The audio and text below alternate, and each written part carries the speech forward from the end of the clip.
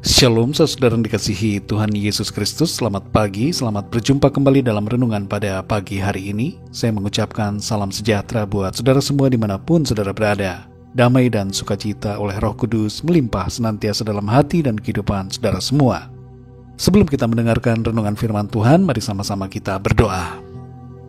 Bapa kami yang di sorga, Bapa dalam nama Tuhan Yesus Kristus, Tuhan yang penuh kuasa dan kasih, kami mengucap syukur untuk kemurahan-Mu, berkat dan perlindungan-Mu dari malam hingga pagi hari ini. Kembali saat ini kami boleh bangun dengan kekuatan, nafas hidup yang Tuhan anugerahkan. Semua ini karena kepercayaan dan kemurahan yang Tuhan berikan. Pada saat ini ya Tuhan Yesus, kami mau mendengarkan kebenaran firman-Mu.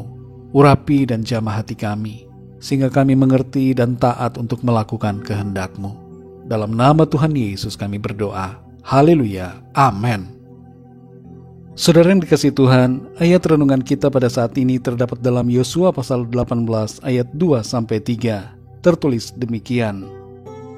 Pada waktu itu masih tinggal 7 suku di antara orang Israel yang belum mendapat bagian milik pusaka. Sebab itu berkatalah Yosua kepada orang Israel, berapa lama lagi kamu bermalas-malas sehingga tidak pergi menduduki negeri yang telah diberikan kepadamu oleh Tuhan Allah nenek moyangmu? Saudara yang dikasihi Tuhan, kepada setiap kita masing-masing Tuhan menaruhkan suatu visi dan tujuan untuk kita kerjakan dan raih selama kita hidup dan berada di bumi ini. Untuk mencapai visi itu ada suatu tindakan yang dituntut dari kita. Karena visi itu bukan terwujud begitu saja, tanpa perjuangan. Untuk mencapai visi dibutuhkan yang namanya tindakan, komitmen dan tanggung jawab.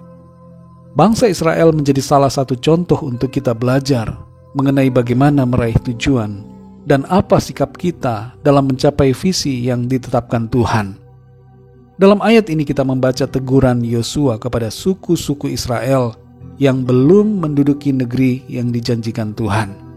Di ayat yang ketiga Yosua berkata, "Berapa lama lagi kamu bermalas-malas?"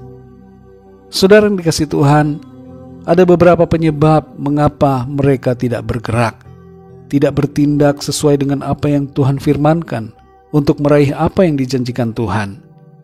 3 faktor penyebab berikut ini perlu kita pahami agar kita mengoreksi diri kita supaya menjadi lebih baik.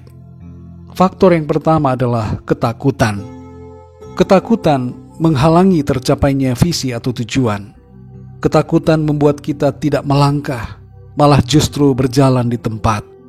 Ketakutan membuat kita kalah sebelum mencoba, mundur sebelum bertanding.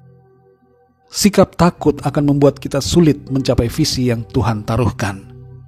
Mari cek saat ini saudara, apa ketakutan saudara yang membuat saudara tidak berani untuk melangkah? Serahkan semua ketakutan itu pada Tuhan. Firman Tuhan berkata dalam Ulangan 31 ayat 8, "Sebab Tuhan, Dia sendiri akan berjalan di depanmu. Dia tidak akan membiarkan engkau dan tidak akan meninggalkan engkau. Janganlah takut dan janganlah patah hati." Faktor yang kedua, saudara, adalah kemalasan.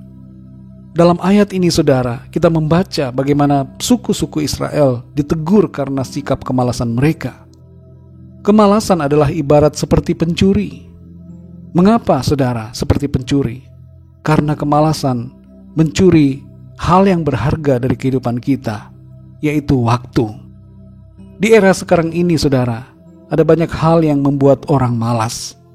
Misalnya adalah kenyamanan hidup, kesenangan, hobi, dan sebagainya.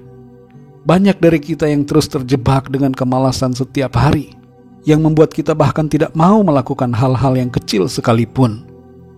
Saudara yang dikasihi Tuhan, kemalasan bukan pilihan, karena waktu yang kita miliki di dunia ini terbatas. Jangan biarkan waktu berlalu tanpa melakukan apa-apa. Mari saudara jangan bermalas-malasan, tapi mulailah bertindak dan mengerjakan sesuatu untuk mencapai visi yang Tuhan berikan kepada kita. Faktor yang ketiga, saudara, adalah perasaan yang negatif. Kita perlu berhati-hati dengan perasaan emosional diri kita. Bila kita terus-menerus bersandar pada perasaan, kita tidak dapat melakukan sesuatu yang menghasilkan atau berdampak. Perasaan negatif dapat mendorong kita untuk menyerah di tengah jalan, tidak mau melanjutkan proses, dan tidak sampai ke garis tujuan. Dalam Filipi 2 ayat 5 dikatakan, "Hendaklah kamu dalam hidupmu bersama menaruh pikiran dan perasaan yang terdapat juga dalam Kristus Yesus." Saudara dan saya harus memiliki perasaan Kristus supaya kita tidak gampang menyerah, saudara.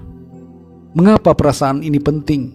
Karena perasaan memegang peranan dalam tindakan kita dan sikap hati serta perkataan kita. Mari saudara, jangan dikalahkan oleh berbagai perasaan yang justru membuat kita menjauh dari visi yang Tuhan tetapkan.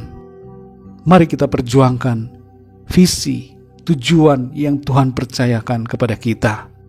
Hal utama yang harus kita lakukan adalah bertindak, melangkah dalam iman sesuai dengan visi janji Tuhan bagi kita. Mari sekali lagi, jangan bermalas-malasan, tapi berjuanglah dengan terus menjaga iman kita. Mari kita berdoa, saudara. Bapa kami yang di surga, Bapa, dalam nama Tuhan Yesus Kristus, kami mengucap syukur untuk firman-Mu yang sudah kami dengar pada saat ini, mengajarkan kepada kami melalui kisah dan sikap dari suku-suku Israel, supaya kami tidak mencontoh sikap mereka, tapi kami melangkah dan melakukan perkara yang tepat untuk meraih janji dan visi Tuhan dalam kehidupan kami. Kami tidak mau takut, kami tidak mau bermalas-malasan, dan kami tidak mau bersandar pada perasaan-perasaan yang negatif.